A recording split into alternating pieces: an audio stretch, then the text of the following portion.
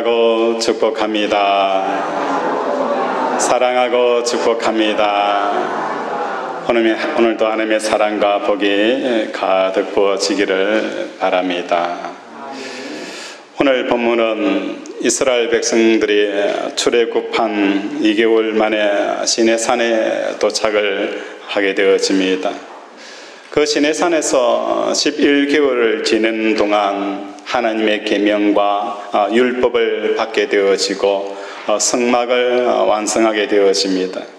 그리고 이제 가나안을 향하여서 진군하게 되어지는 내용이라는 것입니다. 이 내용이 왜 중요한가? 그것은 모든 정비를 끝나고 가나안 땅을 행진하기 위해서 보여주는 그 이스라엘 백성들의 마음의 자세를 다루고 있다는 거예요. 가나안 땅을 들어가기 위해서 어떤 마음으로 가나안을 향하여 나아가야 하는지를 다루고 있는 것입니다. 그래서 오늘도 인생의 광야에서 가나안 땅을 향하여 가는 우리들에게도 동일하게 우리의 마음을 이 광야에서 어떻게 가져야 하는가를 설명해 주는 것입니다. 그런데 가나안 땅을 향해 나아가는데 모세가 참으로 이해가 안 되어지는 행동을 하는 것을 볼 수가 있습니다.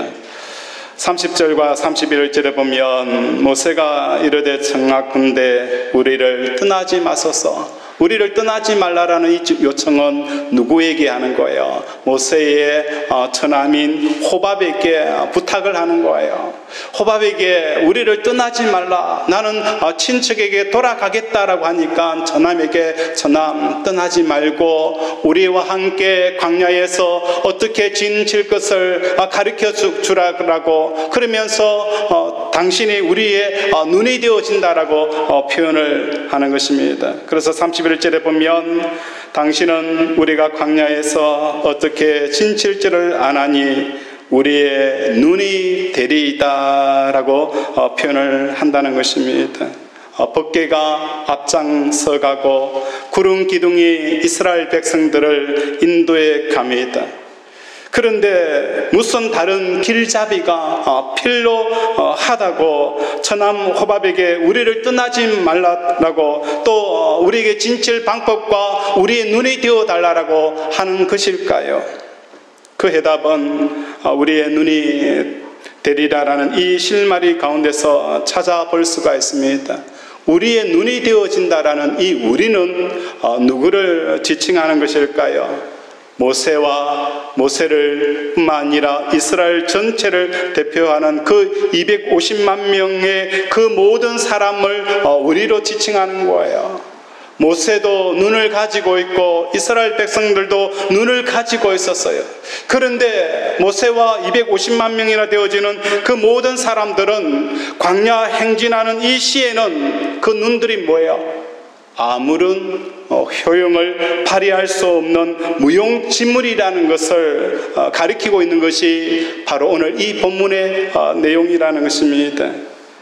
이 말씀은 호밥이 광야에서 태어나고 광야에서 자랐으므로 광야의 전문가라는 그 이야기를 하고 싶은 게 아니라는 거예요. 가나안 땅에 진입하는데 호밥의 도움이 필수적이라는 그런 이야기도 아니라는 거예요. 이 이야기는 이스라엘과 그 모든 백성들은 그 광야 인생길을 걸어갈 때에 마치 무엇과 같은 거예요. 아무것도 볼 수 없는 맹인이라는 사실을 오늘 성경은 우리에게 가르쳐 주고 있는 것입니다. 그래서 우리에게 주는 첫 번째 메시지는 무엇입니까? 하나님의 인도를 구체적으로 받게 될 때에 우리에게 요구되어야 할 점은 우리의 눈과 입과 코와 우리의 오감 모든 것들은 무용지물이라는 것을 깨닫라라고 우리에게 말씀을 하는 것입니다. 하나님이 인도하실 때에 우리의 눈에 아무리 이상하게 보이는 상황이 전개되어지고 그 눈에 보이는 대로 판단하자면 판단할 것이 얼마나 많이 있습니까? 우리가 하나님께서 역사하시는 그 사건들, 사람을 통해서 또 환경을 통해서 역사하는 것을 보면서 우리는 얼마나 많은 이야기들이 하고 싶고 얼마나 많은 판단들이 있습니까?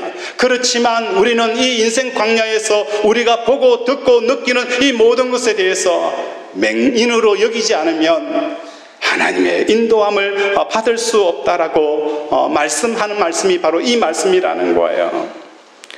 믿음의 선진들의 삶을 우리가 한번 살펴봅시다. 누구보다도 꿈의 사람이 누구였을까요? 아브라함이었습니다.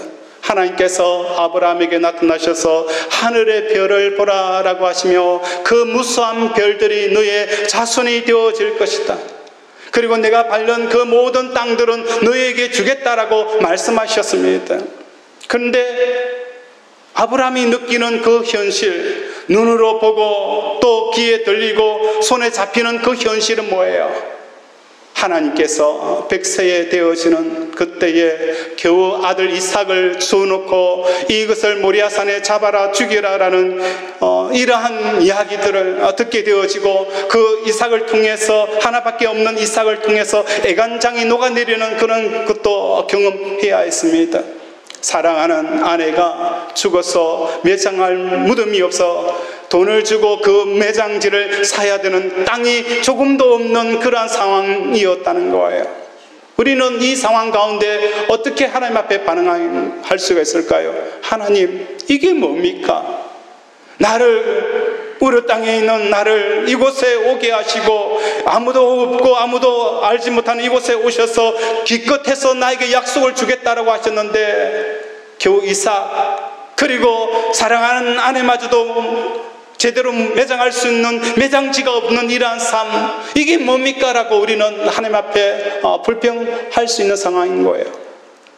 요셉도 마찬가지입니다. 하나님께서 요셉에게 꿈을 주셨어요.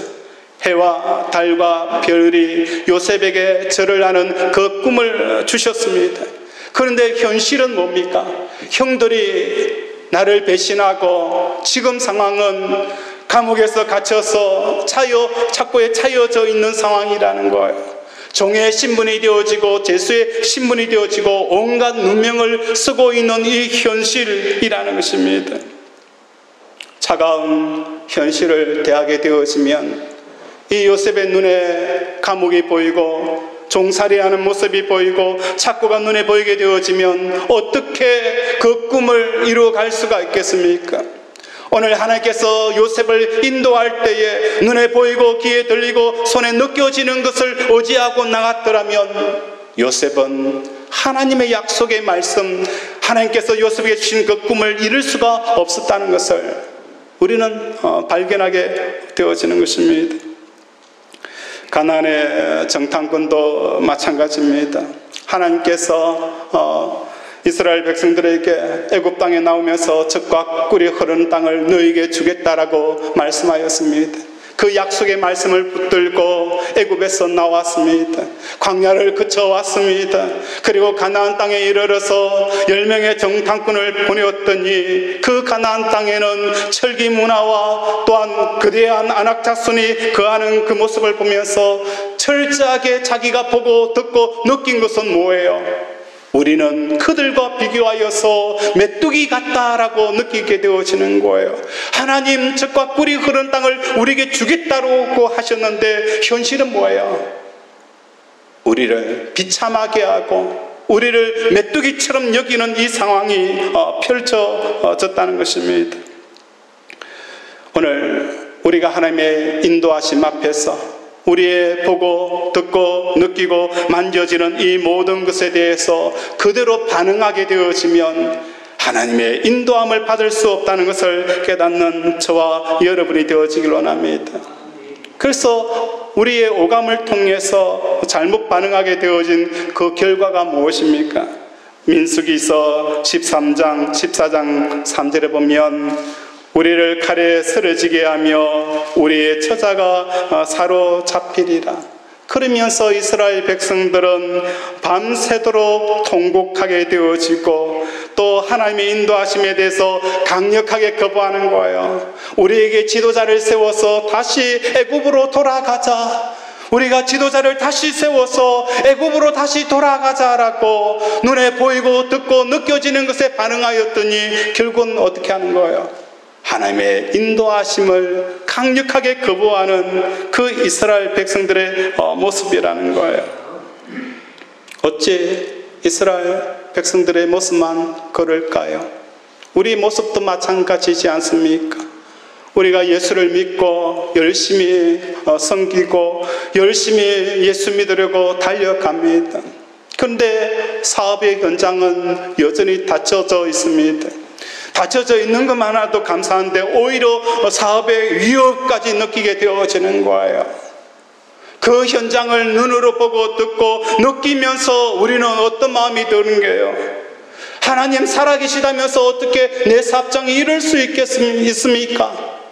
내 자녀의 상황을 바라보면서 보고 듣고 느끼는 것들이 얼마나 많이 있습니까? 이것이 정말 하나님께서 나를 인도하는 것 맞습니까? 정말 하나님께서 나의 삶을 인도하는 것 맞습니까? 이스라엘 백성들처럼 그 가나안 땅의 철병거와 거대한 안악작수를 보면서 나를 메뚜기 취급하는 것 아닙니까? 라는 그런 이야기를 할 수가 있습니다. 예레미야서 52장에 보면 시드기야 왕이 바벨 왕에게 아들들을 죽이는 그 장면을 보게 하고 그리고 나서 어떻게 하는 거예요? 두 눈을 빼어버린다는 거예요. 왜 이렇게 잔인하게 바벨론 왕이 시드기야 왕을 이렇게 했을까? 그때 당시에 두 눈을 빼어버린다는 이 고통은 무엇을 이야기하느냐 하면 눈앞에서 아들들이 칼에 의해서 목이 잘려 죽는 그 광경을 보게 합니다. 그리고 나서 그 광경이 이 땅에 눈으로 볼 수 있는 그 마지막 처참하고 고통스러운 것을 기억하도록 눈을 빼어버리는 그런 일을 했다는 거예요. 다시 말해서 시드기야 왕은 평생 동안 아들이 죽는 그 죽음을 마지막 시각으로 사실로 바라보게 하고 그 고통으로 살아가라라고 준 징벌이 바로 시드기야 왕의 두 눈을 빼어버렸다는 거예요. 오늘 우리도 마찬가지예요. 하나님의 나라에 들어가기 위해서는 손이 범죄하면 손을 잘라버리고 발이 범죄하면 발이 잘라버리고 눈이 범죄하면 눈을 떼어버리라고 하는 것처럼 오늘도 하나님의 인도하심 앞에서 우리가 그 인도함을 받지 못하게 하는 그 두 눈이 있다면 어찌 보면 이 두 눈을 영적으로 뽑아버리는 저와 여러분이 되어지기를 바랍니다. 하나님, 내 자녀를 왜 이렇게 인도하십니까? 내 자녀를 바라보면서 우리는 가슴 아파합니다. 하나님이 살아계십니까? 하나님께서 정말 나를 인도하십니까? 라고 우리는 수없이 되풀이하고 또 되풀이하는 이런 모습을 보면서 우리의 눈과 귀와 또한 느껴지는 것을 의지하지 않고 나아가는 저와 여러분이 되어지기를 주님의 이름으로 축원을 드립니다. 두 번째, 우리에게 주시는 메시지는 무엇입니까?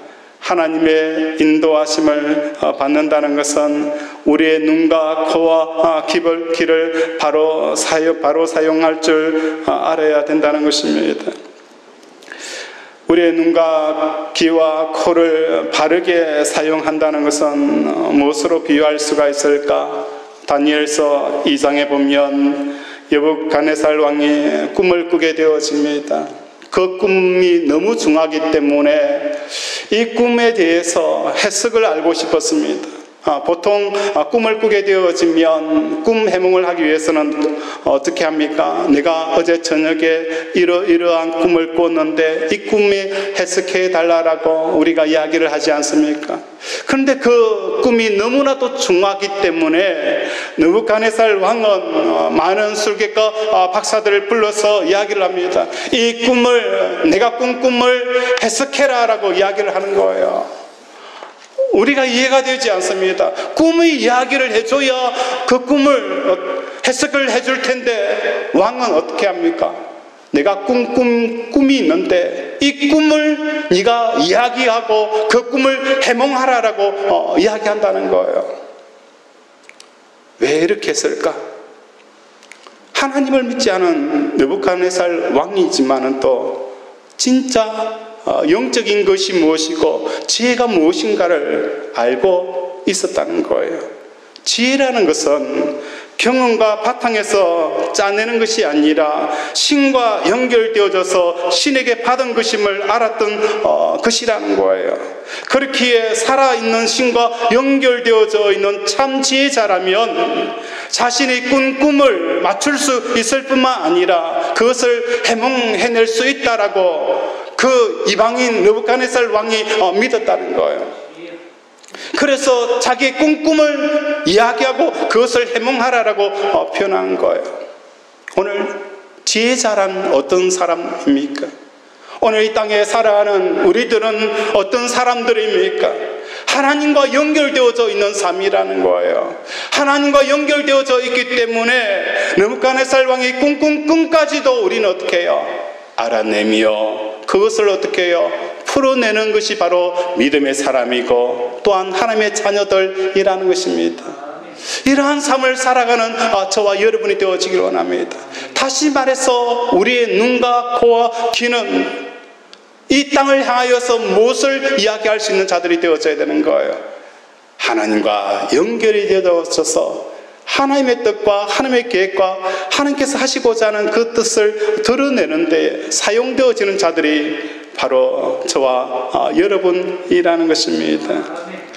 그래서 우리가 적용해 보면 우리가 보는 것에 대해서 반응하기 위해서 눈을 사용하는 것이 아니라는 거예요.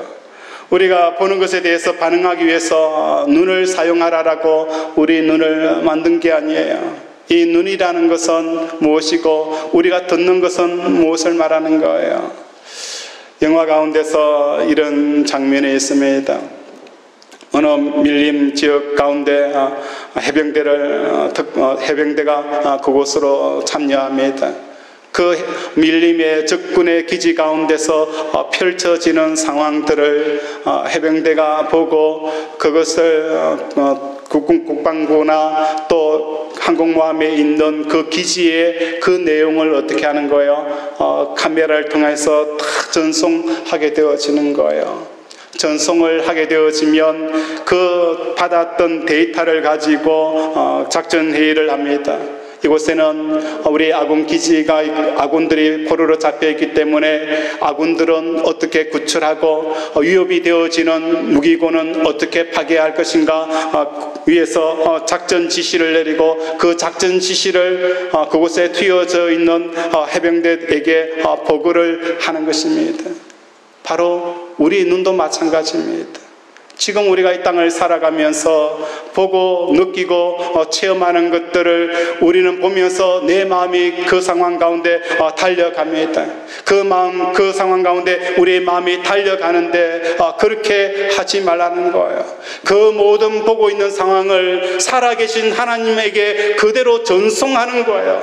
우리가 그곳에 우리의 마음이 빼앗기는 것도 아니고 그곳을 향하여 뛰어드는 것도 아니라 그 모든 상황을 살아계신 하나님에게 보고를 하게 되어지는 거예요. 그리고 하나님께서 지시가 떨어지는 거예요. 우리의 포로는 구출하고 적의 무기는 그 위치가 어느 곳이 되어지는지 정확하게 GPS로 타격할 수 있는 곳을 지정해라. 그러면 항공모함에서 미사일을 쏘아서 그것을 요격하겠다라고 모든 해결책을 내는 것입니다. 오늘 귀로 듣는 것은 그것도 마찬가지라는 거예요. 국가 정세나 경제 상황에 대해서 뉴스를 통해서 귀로 듣습니다.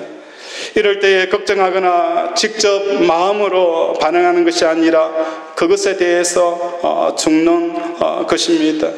내 눈으로 뭘 보고 뭘 들을 때도 눈으로 보는 것이나 귀로 듣는 것에 마음을 주는 것이 아니라 먼저 그 마음을 하나님께 드린 다음에 내 눈을 통해서 보고 내 귀를 통해서 들은 그 모든 곳에 대해서 가지고 계신 하나님의 뜻이 내 마음을 통해서 표현되어지는 삶을 살아가는 것이 바로 하나님께서 우리에게 주신 눈과 코와 귀라는 것을 깨닫는 저와 여러분이 되어지기를 바랍니다.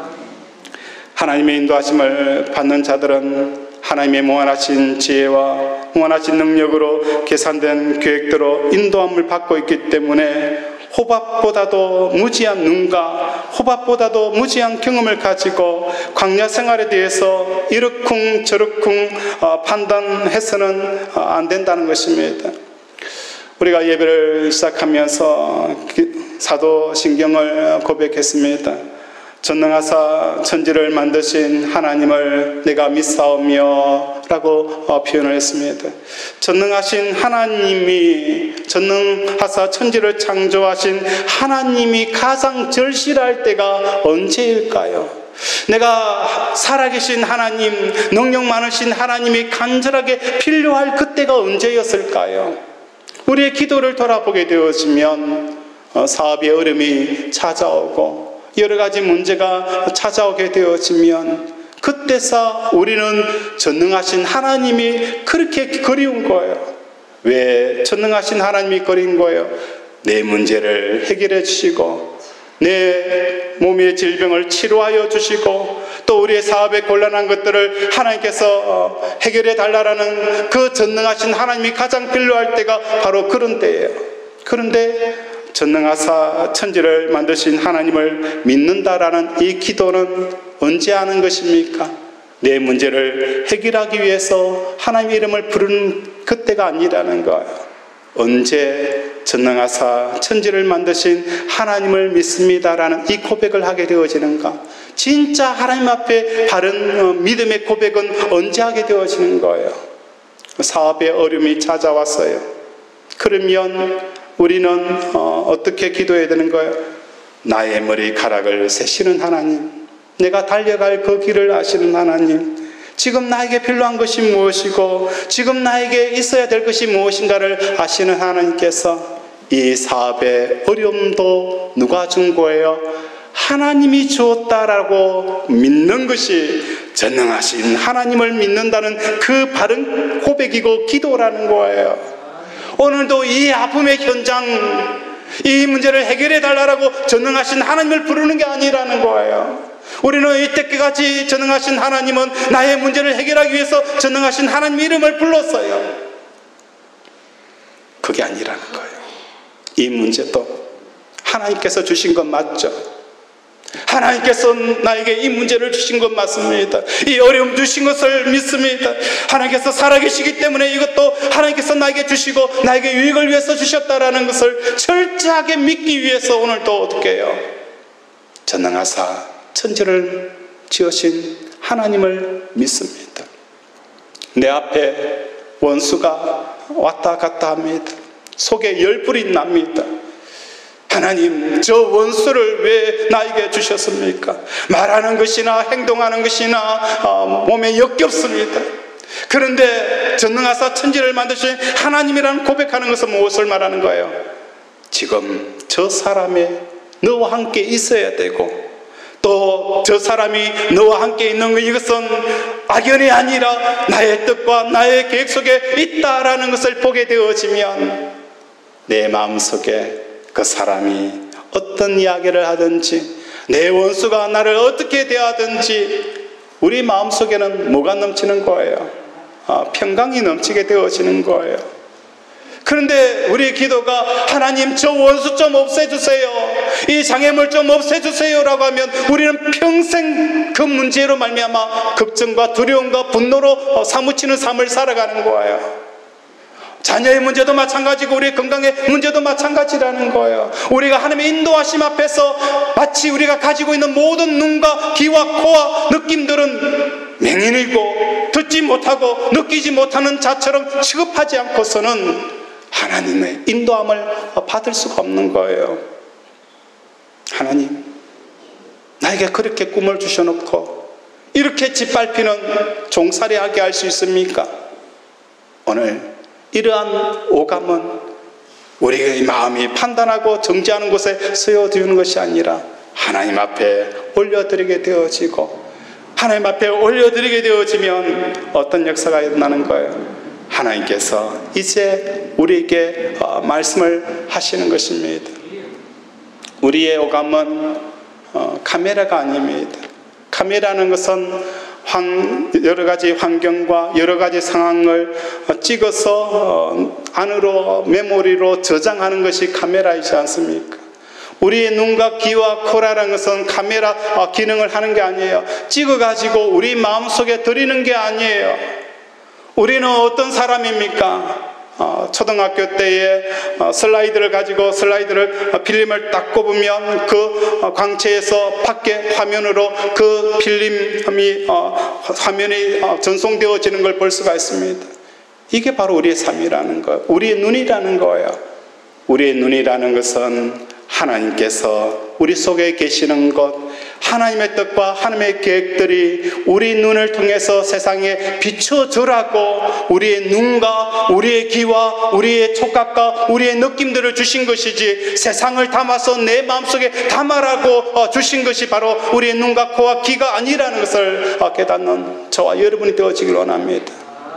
자녀들이 어려움 겪는 것 카메라로 찍어서 내 마음에 담는 게 아니에요. 우리는 하나님의 역사하심을 마치 자녀의 삶의 현장 가운데서 그것을 드러내는 거예요. 내 원수가 주위에서 어른거릴 때도 하나님께서 내 속에 역사하시는 그 하나님을 그 원수들 앞에서 마치 영화 상영하는 것처럼 드러내는 삶을 살아가라고 우리의 눈과 귀와 코를 주셨다는 것을 깨닫는 저와 여러분이 되어지기를 주님 이름으로 축원을 드립니다. 그러면 어떻게 해야 내 삶 가운데 하나님을 볼 수가 있을까? 어떻게 해야 내 삶 가운데 하나님의 뜻을 우리가 알 수가 있을까? 하늘의 별이 어떨 때 가장 뚜렷하게 보입니까? 사막에 가면 별이 그렇게 아름답다라고 표현을 합니다. 하늘에 있는 그 별이 어떻게 내 가까이에 있는지, 많은 사람들이 그 사막의 별을 보기 위해서 사막으로 여행하는 것을 볼 수가 있습니다. 왜 사막에서 그렇게 별이 아름다울 수 있고 그렇게 뚜렷할 수 있는 이유가 무엇 때문입니까? 주위에 우리의 눈을 끄는 것이 아무것도 없기 때문이라는 거예요. 우리의 눈을 끌고 우리의 마음을 끄는 것들이 주위에 아무것도 없기 때문에 그렇게 별이 반짝이며 그렇게 내 가까이에서 느껴진다는 것입니다. 지상에서 내 육체의 시각에 방해가 될 만한 빛들이 없으면 없을수록, 다시 말해서 이 땅의 내 주변 상황이 깜깜하면 깜깜할수록 하늘의 별이 뚜렷하게 보인다는 거예요. 우리는 하나님이 살아계십니까? 하나님이 살아계십니까? 우리 하나님은 살아계십니다. 엘리야 시대 때도 아버지 불을 내리신 하나님이 살아계시고 동일한 하나님이 살아계시는 거예요. 바울에게 역사하셨던 하나님 지금도 살아계십니다. 안전뱅이를 일으키신 그 베드로에게 역사하신 하나님 지금도 동일하신 하나님이 살아 역사하십니다. 그런데 왜 우리가 경험하지 못합니까? 우리는 너무나도 많은 우리가 보고 듣고 느끼는 것들이 세상의 것에서 빼앗겨버렸기 때문이라는 거예요. 예를 들어서 네온사인빛이 하나라도 있게 되어지면 하늘의 별을 보는데 방해가 되어지는 거예요. 장안사에 가면 반딧불 축제를 합니다. 그 반딧불 축제하는데 조그만 글이 적혀져 있었습니다. 핸드폰 불빛이 밝아지면 반딧불이 보이지 않습니다 라고 짧은 문구로 써져 있는 거예요. 핸드폰 불이 밝아 있으면 반딧불이 보이지 않습니다 라고 표현하는 거예요. 오늘 우리의 시각과 우리의 느낌과 우리가 듣는 이것이 밝아져 있으면 뭐가 보이지 않는 거예요? 살아계신 하나님이 보이지 않는 거예요. 우리의 눈과 우리의 귀가 지금 상황이 펼쳐져 있는 것에 밝아버리면 하나님께서 내 자녀를 향하신 뜻이 보이지 않는 거예요. 내가 왜 이렇게 병이 걸렸고 내가 왜 이렇게 가난하고 왜 이렇게 힘든가에 대해서 전혀 보이지 않게 되어진다는 거예요.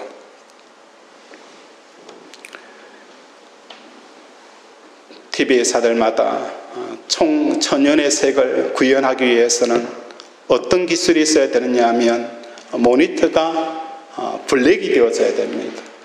그래서 일본의 모 회사는 텔레비 이름을 꾸로라고 표현했습니다. 꾸로는 깜따라는 표현인데 이 블랙을 추구한다는 거예요. 그 블랙의 깊이가요, 깊으면 깊을수록 색감을 정확하게 표현해낸다는 거예요. 그래서 기술력이 싸움이 뭐예요? 화면을 블랙으로 처리한 그 기술이 탁월한 회사가 최고의 색을 구현한다는 거예요. 오늘 하나님의 인도하심이 강력하게 드러나는 사람은 어떤 사람입니까? 내 주위의 모든 상황을 블랙으로 처리하는 그 사람이 하나님의 능력이 나타나게 되어지고 하나님의 뜻이 뚜렷하게 나타나게 되어지는 거예요. 오늘 우리 주위에 보는 그 모든 것들을 블랙으로 처리하는 저와 여러분이 되셔야 하는 거예요. 우리가 어떻게 블랙을 처리할 수 있을까? 내가 십자가에서 죽은 나의 죽음을 모든 순간순간 채워가는 거예요.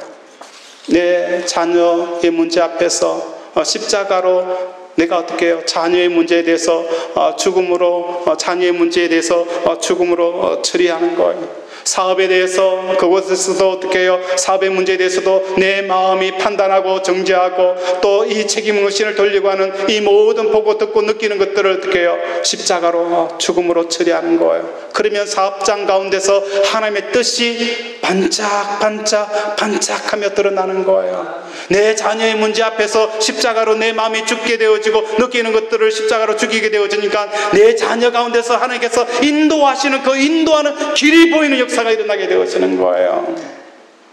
사막에서도 길을 내시는 하나님, 우리 인생 가운데서도 길을 내시는 하나님을 볼 수 있는 것은 우리의 오감을 죽일 때에, 우리가 보는 모든 세상을 죽일 때에 하나님의 길이 드러나는 역사가 일어나게 되어지는 거예요. 복음성가 가운데 이런 찬양이 있습니다. 우리 파워포인트에도 올렸습니다. 제가 불러드리면 좋겠지만 그냥 읽는 것으로 대체할게요.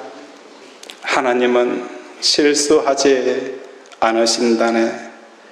내가 걷는 이 길이 혹 쿠보도로는 수가 있어도 내 심장이 울렁이고 가슴 아파도 내 마음속으로 여전히 기뻐하는 까닭은 하나님은 실수하지 않으심일세.